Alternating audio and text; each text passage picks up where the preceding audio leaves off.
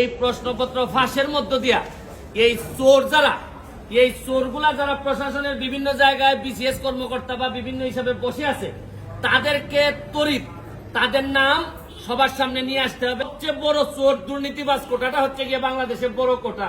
এই কোটার বিরুদ্ধে আন্দোলন করলে সব জিনিস সুবিধা আমরা পাইতাম। কিন্তু এইখানে যে কারণে আপনাদের সামনে এসে দাঁড়িয়েছি, আপনারা অনেকেই দেখেছেন কয়েকটা ইস্যু খুবই আলোচিত বাংলাদেশে এখন চলতেছে। এর মধ্যে একটা বড় ইস্যু হচ্ছে গিয়ে যে প্রশ্নপত্র ফাঁসের সাথে পিএসসির দেখা যাচ্ছে যে উপসহকারী সহ এবং পিএসসির চেয়ারম্যানের গাড়ির ড্রাইভার সৈয়দ আবেদ আলী, তারা ধরা পড়েছেন। সৈয়দ আবেদ আলী সাহেবের স্টেটমেন্ট আমি দেখলাম, দেখে উনি বলছেন যে এই প্রশ্নপত্র ফাঁসের যে টাকাটা ইনকাম করছেন এটা নাকি আল্লাহর রাস্তায় ব্যয় করছেন।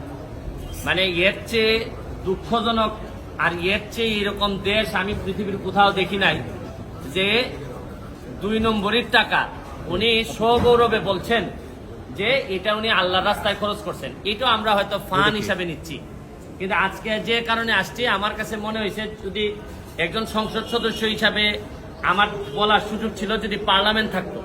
পার্লামেন্ট যেহেতু নাই, এটা আমার বলার সুযোগ আপাতত আমি পার্লামেন্টে পাচ্ছি না। পার্লামেন্ট যখন হবে তখন হয়তো আমি এটা বলতে পারবো। এখন আমি একজন ব্যারিস্টার হিসাবে আমার বিভিন্ন আইনগত ব্যবস্থা নেওয়ার সুযোগ আমার আছে। এখানে পিএসসির চেয়ারম্যান সাহেবের ড্রাইভার উনি প্রশ্নপত্র ফাঁসের সাথে জড়িত, এর মধ্যে উপসহকারীও আছেন। তো উনি ড্রাইভার থাকাকালীন সময়ে পিএসসির চেয়ারম্যান অনেকেই ছিলেন। এখন প্রশ্ন হচ্ছে গিয়ে যে পিএসসির চেয়ারম্যানরা যারা যারা ছিলেন তারা এই দায় এড়াইতে পারেন কিনা, তারা এটার সাথে যুক্ত ছিলেন কিনা।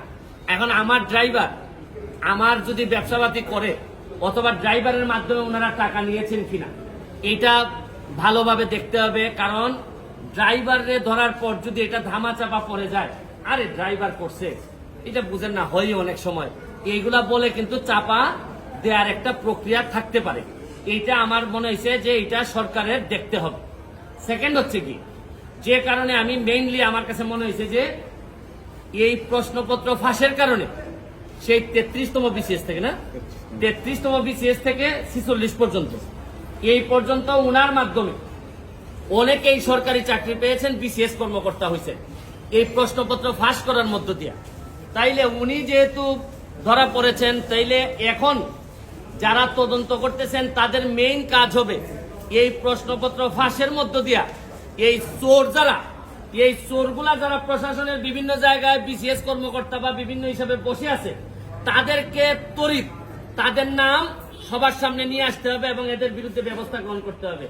আমিও তো বলি মাঝে মধ্যে অনেক সরকারি কর্মকর্তা, ইভেন ডিসি ধরেন অনেক বড় বড় কর্মকর্তা, এদের কথাবার্তা আমার শুনলে মনে হয় যে আরে এত ইনকম্পিটেন্ট একটা লোক ডিসি হয় কিভাবে, একটা ইনকম্পিটেন্ট একটা লোক ইয়নো হয় কিভাবে। আমি যখন দেখি তখন আমার হিসাব মিলে না। এখন আইসা ওই সৈয়দ আবেদ আলীর মাধ্যমে আমার কিছু হিসাব মিলতেছে। তাইলে এই চোরগুলা ওই বিভিন্ন ভাবে ছড়াই পড়ছে। শুনেন, যুদ্ধাপরাধী মানবতা বিরোধী অপরাধীরা যে যে জায়গায় থাকে আমরা খুঁজে বের করি, এদেরকে দায়িত্ব দেই না। এদের সেই এই চোরগুলা কি কোনো অংশে কম? এরা সারা জীবন দেশটারে লুটতে খাবে।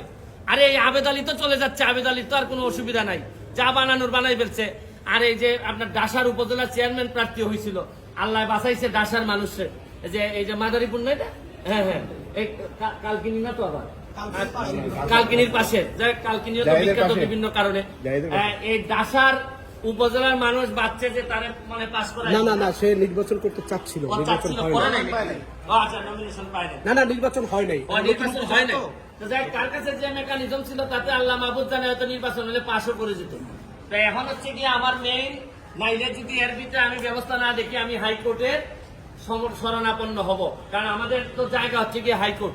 যদি এই ব্যাপারে ব্যবস্থা গ্রহণ না করা হয়, কার আমলে এই ড্রাইভার সাহেব ছিলেন পিএসসির চেয়ারম্যান, তাদের এইটার দায় দায়িত্ব আছে কিনা, তারা এটার সাথে জড়িত কিনা।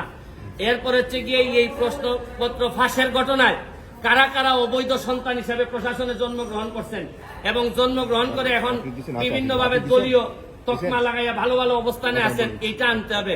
শুনেন, কোটার জন্য আন্দোলন করে ছাত্ররা, সারা বাংলাদেশের মানুষ কোটার জন্য আন্দোলন করতেছে, কিন্তু এরা কি জানে যে সবচেয়ে বড় কোটা তো হচ্ছে গিয়ে চোর কোটা। এই প্রশ্নপত্র ফাঁসের কোটা এরা ধরেন অন্যান্য কোটা মুক্তিযোদ্ধা কোটা এগুলা নিয়ে আন্দোলন করতেছে, এগুলা নিয়ে আমি বলবো না, এটা আলাদা হিসাব। কিন্তু জানে না, এরা যদি জানতো যে সবচেয়ে বড় চোর দুর্নীতিবাজ কোটাটা হচ্ছে গিয়ে বাংলাদেশের বড় কোটা, এই কোটার বিরুদ্ধে আন্দোলন করলে সব জিনিস সুবিধা আমরা পাইতাম। কিন্তু এটা আমি পরে হয়তো আরেকদিন বলবো। তবে এখন আমার বক্তব্য হচ্ছে স্পষ্ট, এদের বিরুদ্ধে কারা কারা প্রশাসনে আছেন তাদেরকে বের করে তাদেরকে আইনের আওতায় নিয়ে আসা হবে, নাইলে এই দায় সারা জীবন বাংলাদেশের বয়ে বেড়াতে হবে। আমি একজন এমপি হিসাবে, একজন ব্যারিস্টার হিসাবে আমি মনে করি এটা জাতির সামনে নিয়ে আসা আমার দায়িত্ব। আপনাদের মাধ্যমে আমি এটা ছড়াই দিতে চাই এবং আমি দেখতে চাই যে কি ব্যবস্থা গ্রহণ করছেন। নাইলে আমি মাননীয় প্রধানমন্ত্রীর কাছে প্রয়োজনে যাব, মাননীয় চিফ জাস্টিসের কাছে যাব, কারণ এইভাবে একটা দেশ চলতে পারে না। চেয়ারম্যানরা জড়িত ছিল কিনা এগুলা ওনারা নিজেরা কিভাবে করলো, প্রশ্ন যাতে পরবর্তীতে আউট না হয় এগুলা নিয়ে তদন্ত হোক। পিএসসি কিভাবে নিজে প্রোটেক্টেড হবে এইটার জন্য তদন্ত কমিটি করে তারা তাদের প্রোটেকশন বাড়ায়। কিন্তু এর আগে কারা কারা চোর ছিল, দুর্নীতিবাজ ছিল, বাটপার ছিল, এগুলা বের হয়ে আসা জরুরি সবচেয়ে বেশি। Thank you. পিএসসি কমিটি, এই যে বাংলাদেশের কমিটিটার আমি ভয় পাই আরো বেশি। কমিটি করলেই মনে করলেন যে দামা চাপা দেওয়ার জন্য একটা প্রক্রিয়া শুরু হইলো। আরে কমিটির কি কাজ? চোর ধরছে পুলিশ, চোর ধরার পর চোররে বলবে যে 8 বছর কে কে চোর আছে বল। এখানে আবার ভদ্রলোকের কমিটি করার দরকার আছে কি? পিএসসি হোক, টিএসসি হোক, যত এসসি হোক না কেন, চোর যারা যারা বলবে এই জায়গায় পুলিশ যাবে। এখানে মধ্যে এই তদন্ত কমিটি করা মানে একটু আস্তে, এর মানে হজম করার জন্য একটু টাইম নেওয়া। এগুলো আমার অভিজ্ঞতা থেকে বলবো।